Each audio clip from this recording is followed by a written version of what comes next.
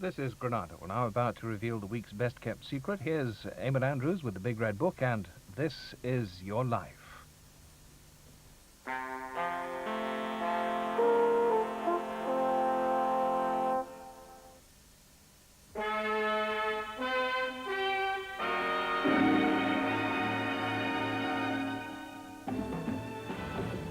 This is your life, and that crazy character you've just seen taking a tumble has been taking tumbles all his life. And we've got a special one reserved for him tonight in real life. It's his birthday, and his lifelong friend and agent, Billy Marsh, will be stopping the car in which he's travelling to say that they've got to pick up some colleagues here at the St. Margaret's Tavern before they go across the road to the Twickenham Film Studios. But of course, he'll never get across that road if our plans come to fruition. We've got a coachload of surprises already for him, and we've tipped them off, not about who it is, but about the birthday. So there's a big double surprise in store, one for them and one for him. And I think I hear his car coming, in fact.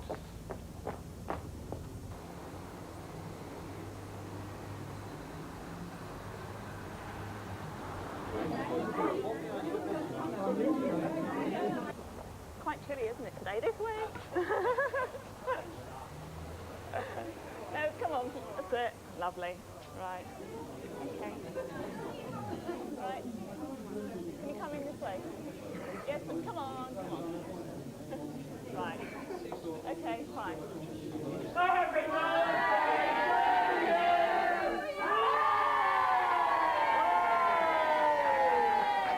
Happy birthday. A little present for you. 40 years King of Comedy tonight. This is your life.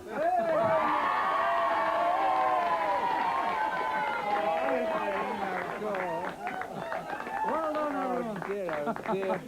Thank you, Billy. Oh, our hearts were stopping. You weren't going to come through that door. Oh, dear. Well, there's been a bit of a traffic jam and I know. this and that and the other. Well, But we've got a lot of presents wrapped up for you at the studio, so let's go. This is part of your audience. We brought here by coach. They're coming back as well. But I can't even enjoy myself. All right, let's go.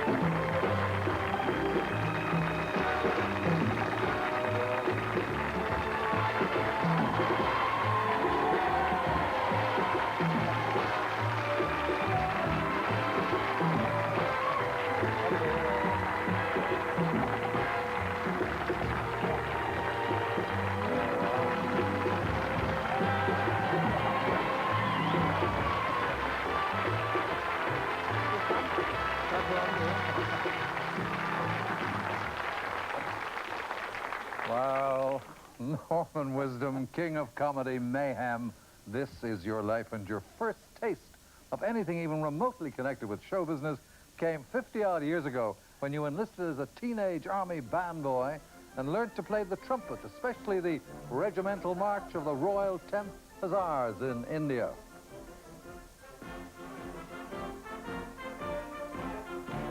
But more than 40 years ago, you enlisted in quite a different regiment, show business. Attention! Squad will move to the right. Quick, march! Your pals from the Grand Order of Water Henry Cooper. And every morning, I walk there with you. Davy Kay. John Pertwee. Derek Stacey. David Lodge. Bernie Clifton. Freddie Davis. Bill Pertwee. Percy Edwards. Ben Warwick. Vince Hill. Charlie Chester. And Roy Castle.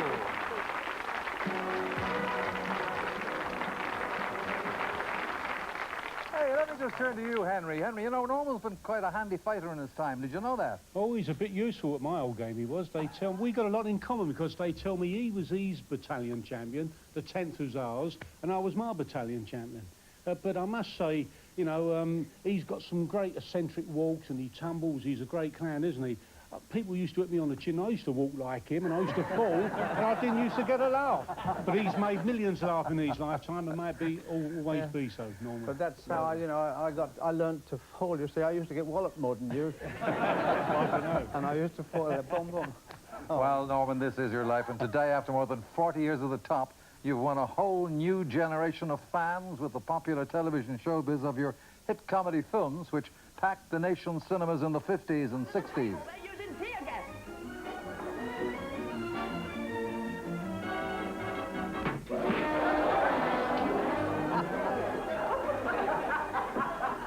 Now then, hold that up there like that. There we are. Feel that? Your elbow. Oh. Take it away. Oh! Gotcha. Cross your legs. Oh. Gotcha. Relax.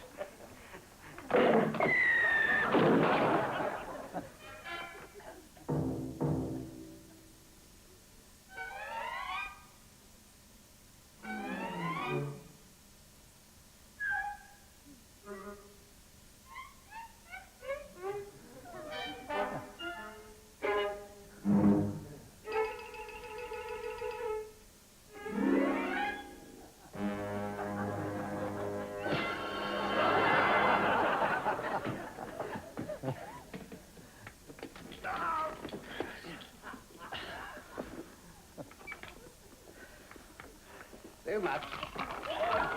Kill me. Are you all right? Turn it round. Wrong way, sir. Let it come right off a bit. I'm terribly sorry, Paco. But it's down with me.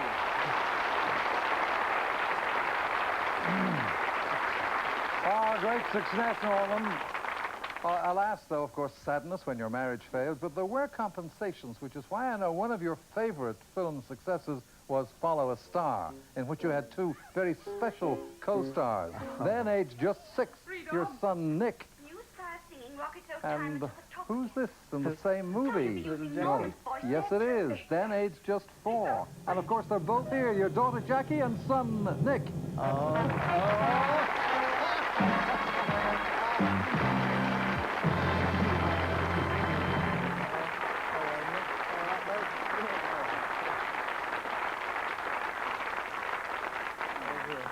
Nick, tell me, was your dad as much fun at home as he was on the screen? Oh, he certainly was, Eamon, and I can tell you there were some chaotic scenes at dinner time. He used to put his elbows on the table, and then they'd slip, and he'd go straight into a plate of porridge or anything like that, and it used to be horrendous. But from this picture, it looks as though you were helping him. So, Jackie, you both missed him, of course, when work took him away from home. Oh, yes, definitely, Eamon. But the good thing about Dad going away was that when he used to come back with lots of presents for us. Yeah? Such as? Ooh, nice bits of jewellery, necklaces, whatever. Porridge. But he also bought me a pony. And when we first got Jasmine, Dad insisted that he was the first to ride her. Do you remember that, Dad? Yes, I do. And she threw him, Yeah. which amused the few onlookers there, which wasn't planned for Dad, unfortunately. Wasn't deliberate, that. Norman, you were brought up in London's Paddington in the tough times of the 20s. Your late father was a chauffeur and your mother a dressmaker. Home was at 91 Fernhead Road. Right, yeah. And every morning you walked the 400 yards to this school, St. Luke's.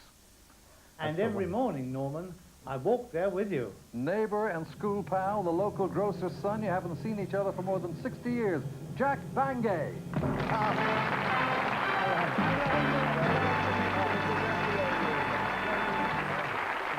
Jack, you went on to become a success too as a comedy director, but was Norman something of a character even in those boyhood days? Very much so. I could tell a few tales.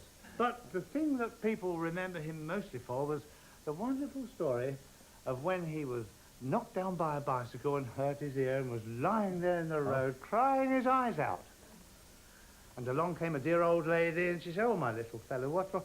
I think I can stop your crying." So she opened her purse and said, "Here we are. Here's a little silver sixpence. This'll stop your crying." And it did. But what people don't remember is the next morning he was in the same place trying to be knocked down again. Thank you, Jack Lange. Thank you. Well, now, Norman, sadly, your parents were divorced, and you and your late elder brother Fred were put into care, first in Hertfordshire, then at Deal in Kent. Yes. Leaving school, you find work as an errand boy locally before returning to London, looking like this in your first grown-up suit and trilby. Oh, very smart. Now, you get hotel jobs as page boy, then waiter, cabin boy on a freighter to South America, and army band boy. You take up boxing and, in fact, become the flyweight champion of the regiment in India. But you're always making your army pals laugh, and back in England, your army service completed, you resolved to get into show business. But before you could do anything about that, war was declared. You find yourself in 1939 back in the army, this time on the Royal Signals. Now, at Cheltenham, you're in the unit dance band. That's you on the saxophone. Yes. Playing at weekly dances. And one night, when the band took their break, you got your own very first solo break in front of an audience. Your great army pal of those more than 45 years ago, Patrick Dickinson.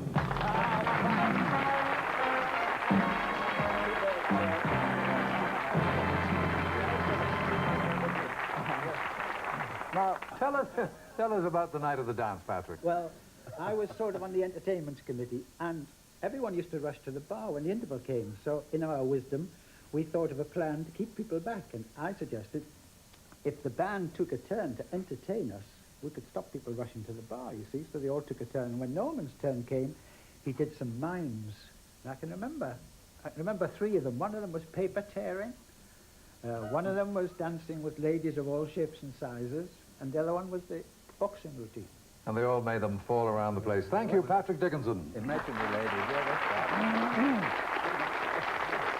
Well, after the mob, you decide to have another crack at being a professional comedian. Your persistence pays off, and you're given a chance down the bill at the old Collins Music Hall in 1946.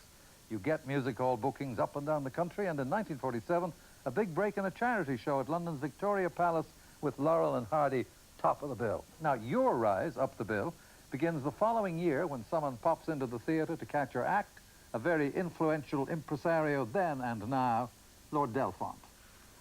Hello, Norman. Hello, Bernie. You played an important part in my professional life in the world of entertainment. It all started as far back as the late 1940s, when I was presenting some of the famous American headliners who were making their first appearances in this country after the war at the London Casino. However, I was looking to include unknown English artists to be given an opportunity. My very close colleague for well over 40 years, Billy Marsh, who is your agent and with you, begged me to put you into one of these programs. Yes, I said, okay, but he can only be allowed 8 minutes as I had a very big program. On the opening night, however, you did half an hour, and you absolutely stopped the show.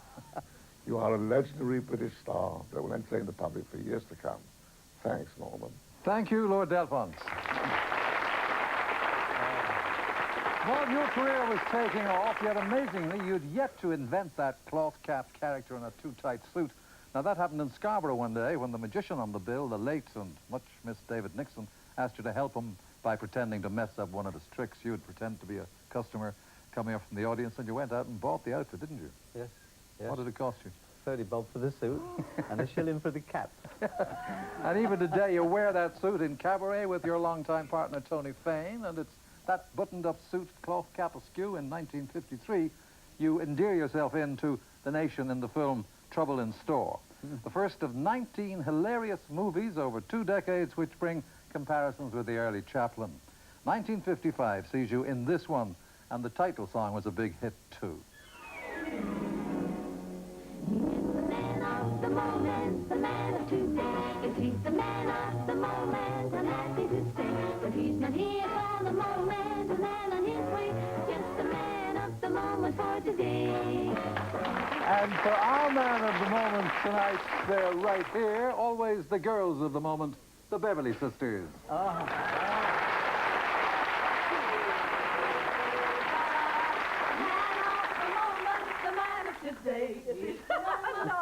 Happy birthday. Lovely to see you. Girls, I understand there was, in fact, quite a moment. Hold it! Sit down, Owen. Tell us about another moment, Skira, at that charity concert at the London Coliseum. Well, that was 50 34 Street. years ago. Oh, my goodness. Now, it was a very swanky gala occasion, all international celebrities for the Lynmouth Flood Disaster Fund, you must remember. We remember anyway. And we just finished our act. We finished our act and went running off for our applause, and I slipped on a custard pie, went flying, hit my head on the microphone on the floor and went out totally cold. Well, it put Norman in a dilemma, because the opening of Norman's act, you walk on and do a spectacular fall. Yes. Right. But this moment proved that Norman Wisdom was a very big man, because without any hesitation... He did a most beautiful thing. He strode out onto that vast stage, this little character with his little shrunken suit and cap on, and he scooped Babs up in his arms and gallantly carried her off. He did. He did. Well, thank you to the Beverly Sisters.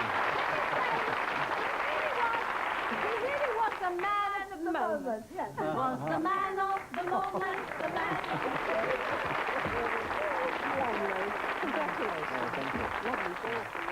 By the mid-50s, Norman, put him down. You were certainly going up in the world, and appropriately enough, Going Up in the World was the title of your smash hit 1956 movie, in which you played a window cleaner who falls in love with a girl who's a maid. I've a feeling of being so up in the world when I'm walking out with you.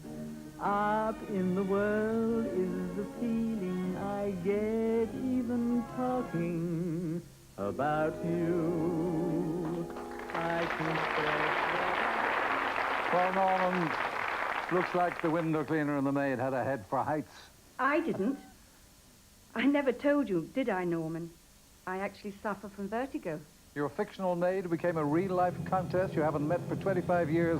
Former actress Maureen Swanson, the Countess of Dudley.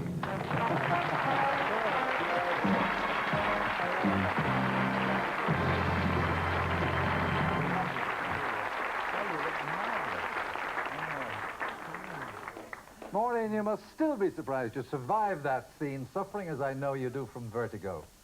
Yes, I do suffer very badly from that. I wonder why you kept holding on to me.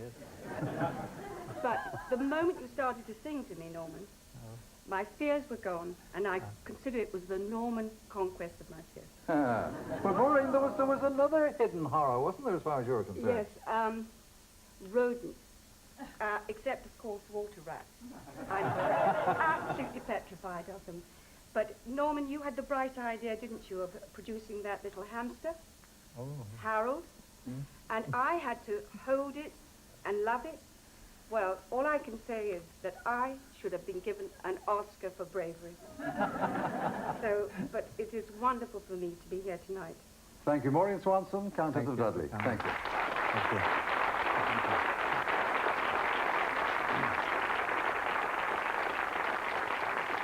Well, for all your cinema success, Norman, you're always in great demand for the stage, including, of course, the world-famous London Palladium.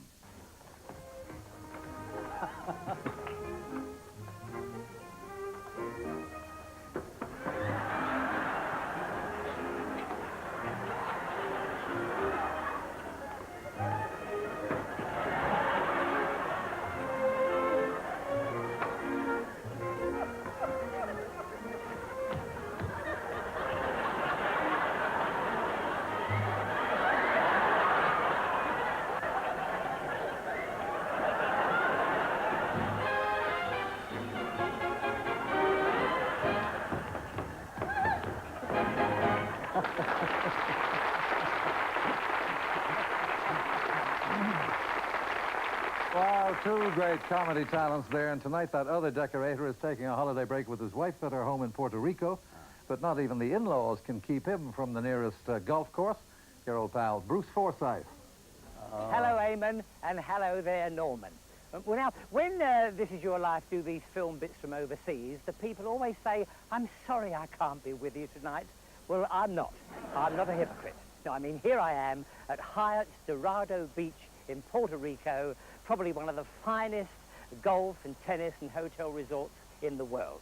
So, I mean, I've just had 18 holes of golf. I'm just going to have a pina colada, if you'll pardon the expression.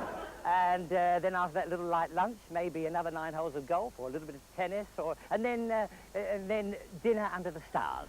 So how can I say, I'm sorry I can't be with you? But what I can say is, Norman, I hope you're having a wonderful, wonderful evening. And you know, you're someone I will always, always admire. So have a marvellous time. Oh, and Norman, if you decide to do the dance at the end of the show, make sure that Eamon does the leading. He's very touchy about that. Well, I think that's about all. I'm sorry you can't be here with me. Bruce Forsyth, news at 10, Puerto Rico. Oh, no, wait a minute. No, Bruce Forsyth, This Is Your Life, Puerto Rico. Do you like the outfit? I'm flying the flag. Go out on the legs, Carl. Go out on the legs. That's where the action is. All right. Thank you, Bruce Forsyth in Puerto Rico. Norman, in the early 70s, you played in Summer Season with a rising young comedy star from Liverpool who used to watch your act from the wings. And to me, pal, you'll always be the greatest. In those days, star in name only, but today, star indeed, Freddie Starr.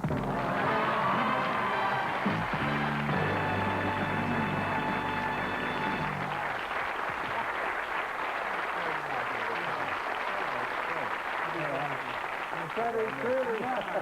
No. Oh, yeah. Now, Mr. Grimstyle.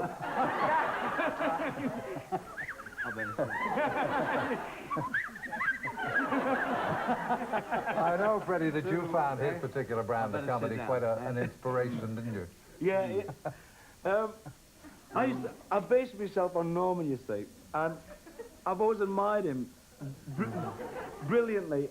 And after being on stage, if sometimes you got a duff audience, you know, like we got tonight. I'm only joking. Shut up. I'd come up and say to him, the audience is a bit duff tonight, and I used to go outside, give him false information, and so he'd come on thinking that they were a terrible audience, but they weren't. And he used to do things for me on stage. He'd give me that whistle, because that used to crack me up. From that film where Jerry Desmond pinched your voice. Oh, yeah. And you were sat in the audience watching him on the film going, go on, get in. No, that's on, mate. And I always used to ask him to do that thing for me, just to brighten me up. It was brilliant. And Norman, may I say this to you, you've inspired me in my profession, and you're a gentleman, you're a true professional, and you're a genius, and you're a legend. And I love you dearly. Thank you, Freddie Starr.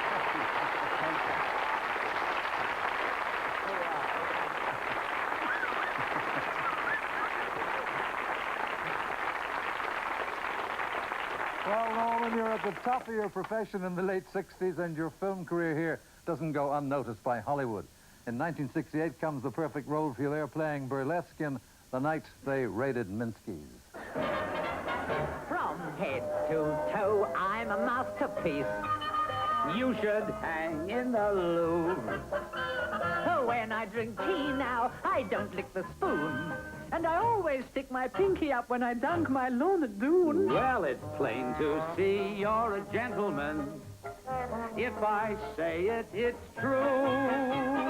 Look in that looking glass, all you will see is class. I've got that certain style, boy, it speaks out a mile. Man of propriety, Toast of society, a regular gentle and true.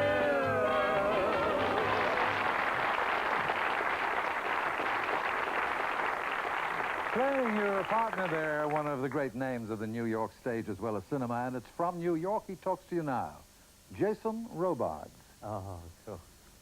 Dear Norman, this is your old friend, Jason. I haven't seen you for 20 years, but I always remember what a wonderful time we had working together. I'm so glad to be part of this tribute to you and to wish you a very happy birthday.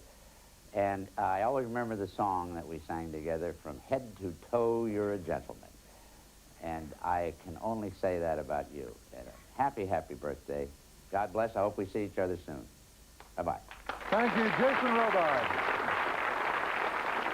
Norman, I'd like to remind you again of your days as a band boy with the Royal 10th Hussars at Lucknow in India more than half a century ago. There's a great old picture from India at the time of the British Empire. There's that cavalry band with young Norman Wisdom among the trumpeters. Very nostalgic. Very impressive. But your band duties weren't always so impeccably carried out. One evening, you're the duty trumpeter detailed to sound the call, summoning officers to the mess. Yes, and you got there late, didn't you, Scruffy? He was there that day in India 54 years ago, Hussars Trooper Roger Tiny Willis.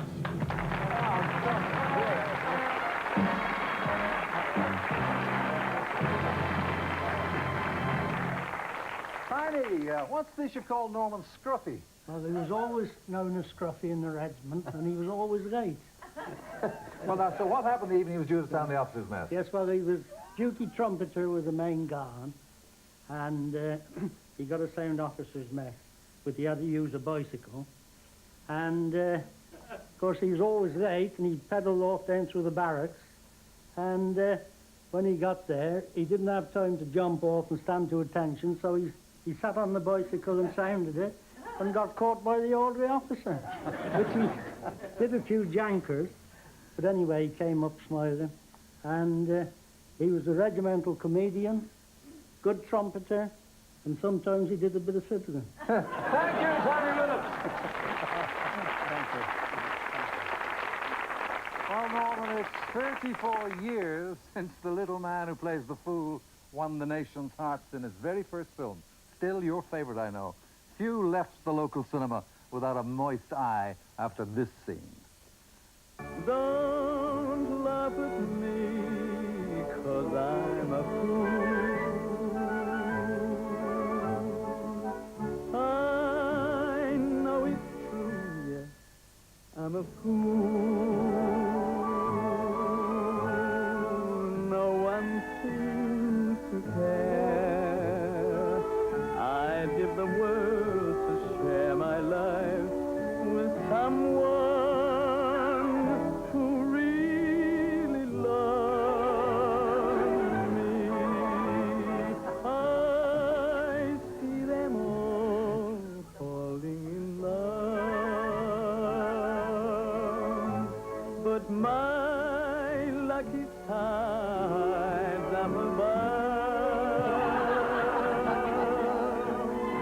Someday maybe my son will smile on me. Don't laugh at me, 'cause I'm a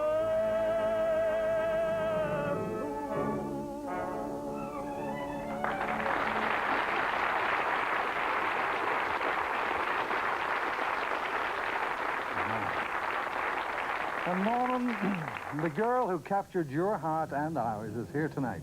Lana Morris.